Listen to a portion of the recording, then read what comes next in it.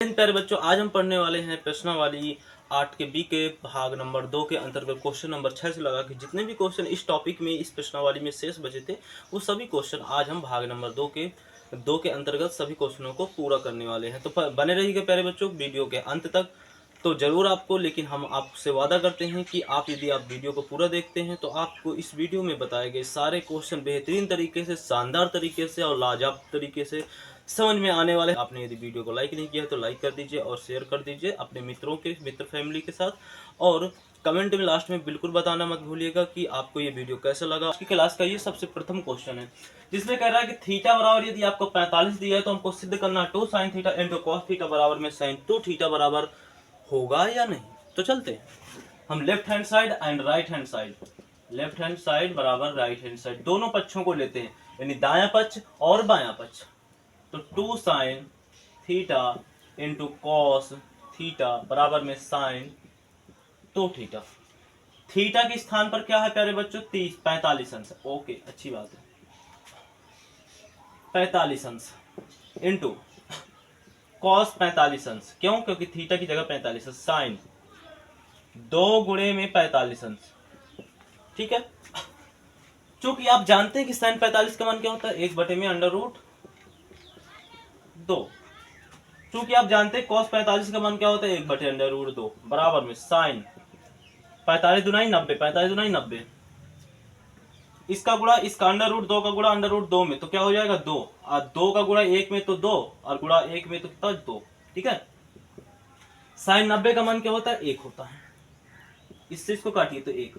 तो क्या आप बता सकते हैं कि अतः राइट हैंड साइड बराबर है लेफ्ट हैंड साइड, या लेफ्ट हैंड साइड बराबर है राइट हैंड साइड। आप किसी तरह से लिख सकते हैं। क्या प्रूफ हो गया? कोसेक बराबर में 17 बटे में 15 है तो आप कोसेक ए बराबर में 17 बटे में 8 है, सिद्ध कीजिए।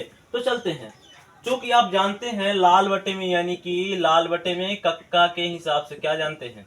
कुछ जानते होंगे, कुछ नहीं जानते तो हम बता रहे हैं तुमको, कुछ नहीं जानते तो फिर हम ही बता रहे हैं। ठीक है, अच्छा, साइन का उल्टा कौशिक होता है ना, और साइन का मान क्या होता है? लंब बटे में कर्ण।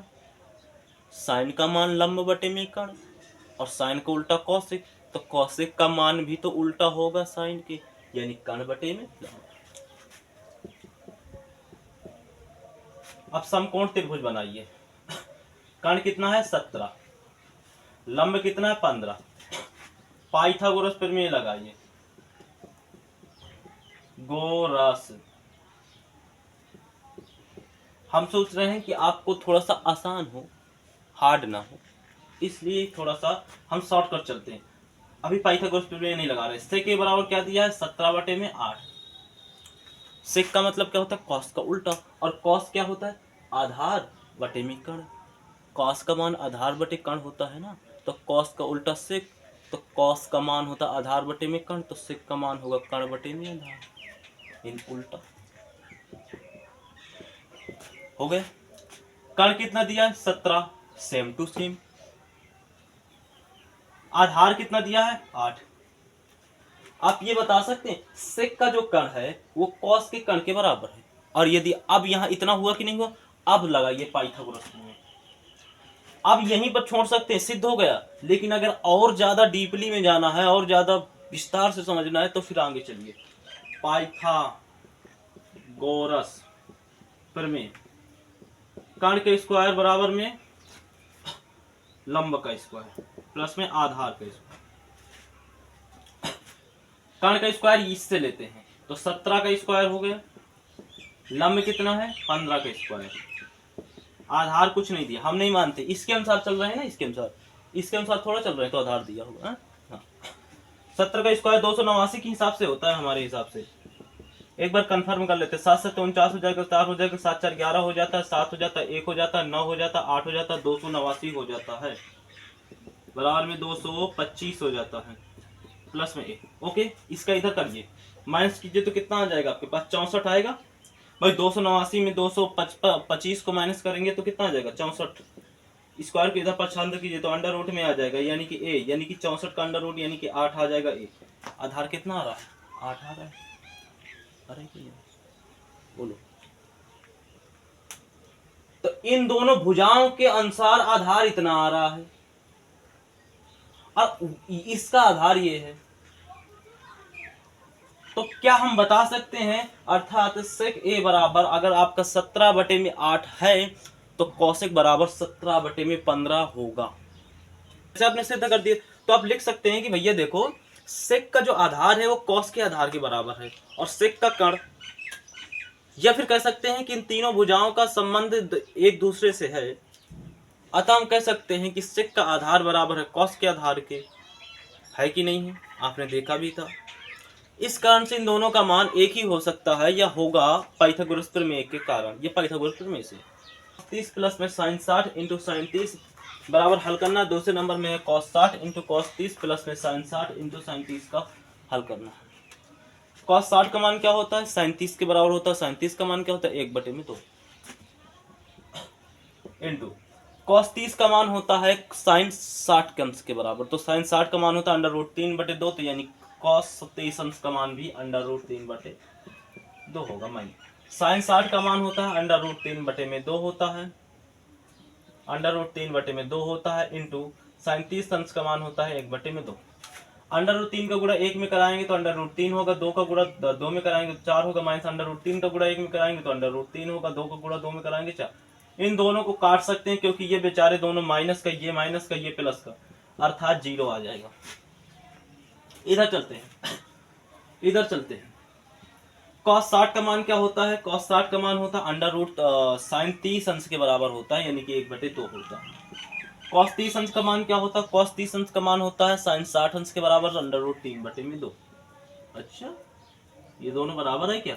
अच्छा, बस यहाँ पर प्लस लगा था, वहां पर माइनस लगा, बाकी दोनों में एक ही बात है। तो ये आपका हो गया, ठीक है। तो √ का गुणा 1 में होगा तो √2 का गुणा 2 में होगा तो 4 हो जाएगा, √3/4 हो जाएगा। लासा लेंगे तो आपका 4 लासा आएगा, यानी कि इसका भाग इसमें देंगे एक बार में जाएगा, यानी √3 आ जाएगा। इसका भाग इसमें देंगे तो एक बार में जाएगा, यानी √3 आ जाएगा। बात समझ आ रही कि नहीं आ रही? √3 और √3 यानी कि 2 √3, तो 2 √3 हो गए, बटे में 4 हो गए। 2 से काटो इसको 2 बार में, यानी कि √3/2 होता है साइन 30 अंश के, और बटे में cos 30 अंश के होता है कि नहीं होता? होता कि नहीं होता? tan थीटा बराबर होता है इतना, ठीक है। तो जैसे कि tan 30 अंश बराबर है, तो यहाँ पर sin 30 अंश हो जाएगा, अब बटे में क्या हो जाएगा, cos 30 अंश हो जाएगा कि नहीं हो जाएगा? cos 30 अंश के बराबर होगा कि नहीं होगा? sin 30 अंश का मान क्या होता है? sin 30 अंश का 1/2 होता है, बटे में cos 30 अंश का √3/2 होता है कि नहीं होता है? इसको आप ऐसे ले जाइए और इसको आप ऐसे ले जाइए, यानी कि ऊपर 2 चला गया, नीचे क्या हो जाएगा, 2 √3, 2 से 2 काटा 1/√3 आ जाएगा। ओके, यानी 1/√3 आ गया, ठीक है। अब cos 60 का मान, cos 60 होता है sin का tan का उल्टा, तो tan कितना है, हाँ, tan 60 अंश का मान क्या होता है, √3 होता है कि नहीं होता? tan 60 अंश का मान, तो tan का उल्टा होता है cot, तो cot 60 अंश का मान क्या हो जाएगा, √3 है। यहाँ पर हो जाएगा √3, नहीं 1/√3 हो जाएगा। 1 का गुणा 1 से, √3 का गुणा √3 से, आंसर आ गया। इधर चलते, sin 30 अंश का मान कितना होता है, 1/2, गुणे में sin 60 अंश का √3/2, गुणे में sin 45 का मान 1/2, 1 का गुणा √3 से गुणा √1 का, यानी कि √3 आ गया। 2 दूनी 4, 4 दूनी 8। अंतर प्यारे बच्चों की क्वेश्चन नंबर जितने भी बताए गए थे, क्वेश्चन नंबर 6 से लगा के क्वेश्चन नंबर 8 या 9 तक के सभी क्वेश्चन आपको बेहतरीन तरीके से, लाजवाब तरीके से समझ में आए होंगे, कोई भी दिक्कत नहीं होगी। और कमेंट में लिखना बिल्कुल मत भूलिएगा कि आपको ये क्लास कैसी लगी, और यदि आपने प्यारे बच्चों वीडियो को लाइक नहीं किया तो लाइक कर दीजिए और शेयर कर दीजिए। और हमसे जुड़ने के लिए आप प्यारे बच्चों हमारे चैनल को सब्सक्राइब कर दीजिए, सब्सक्राइब कर दिया करिए, ठीक है। तो चलते हैं प्यारे बच्चों, अब हम मिलेंगे अगले भाग में, यानी कि आपको प्रश्नावली 2 के सी के साथ। तो जब तक के लिए प्यारे बच्चों, जय हिंद, जय भारत।